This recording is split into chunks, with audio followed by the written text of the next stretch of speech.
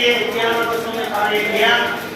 तो मैं मुख्य रूप से कुछ बिंदुओं पे प्रकाश डालूंगा।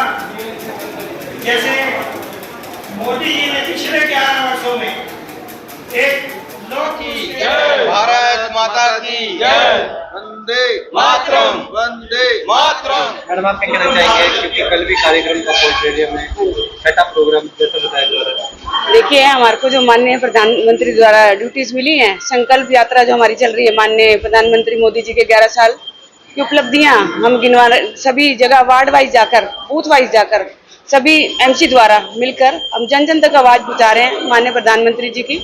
तो मैं सभी एमसी बहनों का, एमसी भाइयों का धन्यवाद करती हूँ जिन्होंने मुझे सहयोग किया और माननीय प्रधानमंत्री की योजनाओं को जन जन पहुंचाने का काम किया। तो इसके लिए मैं सबका धन्यवाद करती हूँ, बहुत बहुत धन्यवाद। और आप सभी पत्रकार भाइयों का भी धन्यवाद, आपके द्वारा हम सब जन जन तक अपनी बातें पहुंचा सकते हैं। तो इसके लिए मैं अपनी मीडिया का भी धन्यवाद करती हूँ, बहुत धन्यवाद आपका। मैडम, आपने मोदी जी की 11 साल की जो उपलब्धियां हैं वो बताई हैं, कहीं ना कहीं आपको लगता नहीं है कि नीलोखड़ी में भी 10 साल हो गए? नीलोखड़ी में क्या विकास कार्य हुए 10 साल? देखिए, मैं तो प्रधानमंत्री जी जो उपलब्धियां हैं जन जन को पता ही है।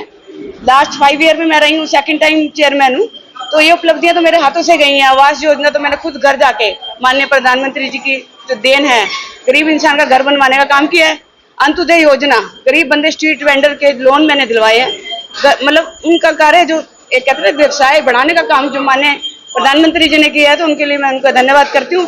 ये बीजेपी सरकार द्वारा ही संभव है। देखिए, अन्य भी पार्टियां आई हैं, कभी किसी ने इसके बारे में सोचा नहीं। गरीब जन को, सभी समूह को साथ लेकर चलने जो कार्य कर रहे हैं हमारे माननीय प्रधानमंत्री ही जी कर रहे हैं, तो इसके लिए मैं दिल से उनका धन्यवाद करती हूँ और उनका ही आशीर्वाद लेंगे, आगे भी बढ़ेंगे। आखिर में जो कार्य चल रहे हैं नीलोखड़ी को लेकर, उस जनता के लिए क्या संदेश रहेगा, क्योंकि काफी ऐसे काम है जो फिलहाल पेंडिंग में है, कहीं ना कहीं बारिश की वजह से रुके हुए कुछ कार्य। अब हम मीटिंग प्रोसीडिंग हमने डाली हुई थी, प्रोसीडिंग हमारी आ चुकी है, 2 दिन हो गए हैं। तो हमारे एमई जो नहीं है, तो हम उनका ट्रांसफर इधर करवा रहे हैं। अगर एमई आते ही अपने हमारे टेंडर खुल जाएंगे तो सभी काम स्टार्ट है।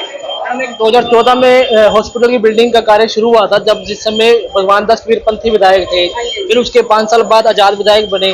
लगभग 10 साल के करीब हो चुके हैं, लेकिन हॉस्पिटल कार्य जो है वैसे का वैसे ही पड़ा है। उसके लिए कब आवाज उठाएंगे? हम अपने हमारे जो माननीय विधायक जी हैं, वो प्रयास कर रहे हैं काफी समय से, तो ये जो कार्य रुके हैं सब पूरे होंगे। इतना आश्वासन तो मैं भी दे सकती हूँ, मोदी सरकार से जुड़ी हुई हूँ, तो वो ही है सरकार। मैं तो एक माध्यम हूँ, जरिया हूँ आप सबके बीच में, मेन सरकार ही है। ठीक है जी, धन्यवाद जी। आज अपने वार्ड में आज कार्यक्रम करवाया है मोदी जी की उपलब्धियों को लेकर के।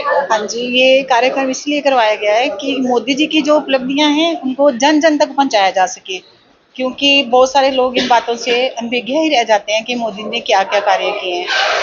तो ये प्रोग्राम, ऐसे प्रोग्राम होते रहेंगे तो जो कार्य हो रहे हैं जनता के लिए, उन कार्यों का, उन योजनाओं का आम जनता लाभ भी उठा पाएगी और उन तक जानकारी भी पहुंच पाएगी।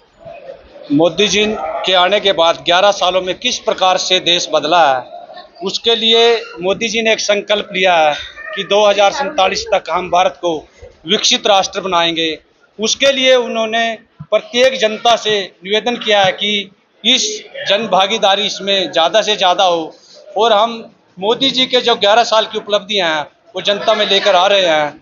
किस प्रकार से मोदी जी ने अपने 2014 में आने के बाद धारा 317 हटाई, राम मंदिर का निर्माण कराया, 50 करोड़ जनधन खाते खुलवाए, 55 करोड़ महिलाओं के लिए शौचालय बनवाए और किस प्रकार से लगभग 50 करोड़ महिलाओं के लिए उन्होंने गैस सिलेंडर घर घर मुफ्त में भिजवाए और आज कोई भी घर ऐसा नहीं है जिसमें गैस के सिलेंडर ना हो।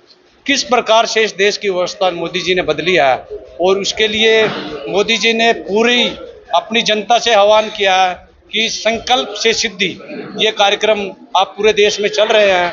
हमारा नीलोखड़ी में ये आज छठा कार्यक्रम था। हमारी बहन संजीत कौर आहूजा जो यहाँ की चेयरपर्सन है, हमारे सभी भाजपा के कार्यकर्ता चमेल सिंह जी हों, हमारे लवली कुकरेजा जी हों, जितने भी तमाम कार्यकर्ता इस कार्यक्रमों में लगे हुए हैं और आगे भी हमने गांव-गांव तक ये कार्यक्रम चलेंगे, बूथ तक ये कार्यक्रम चलेंगे।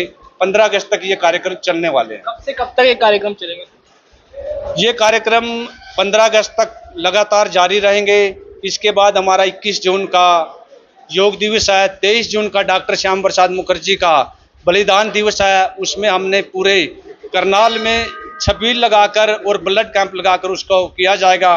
25 दिन को भारतीय जनता पार्टी पूरे देश में काला दिवस के रूप में मना रही है। किस प्रकार 25 जून 1975 को कांग्रेस ने इमरजेंसी लागू की थी और 29 जून को मोदी जी के मन की बात का कार्यक्रम भी इसी महीने होगा। 2027 तक हम उनको भी पार विश्व की सबसे बड़ी अर्थव्यवस्था होंगे।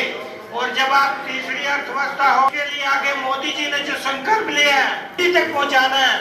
सीधी तक क्या करना है कि हमने विश्व की नंबर 1 अर्थव्यवस्था बनना है और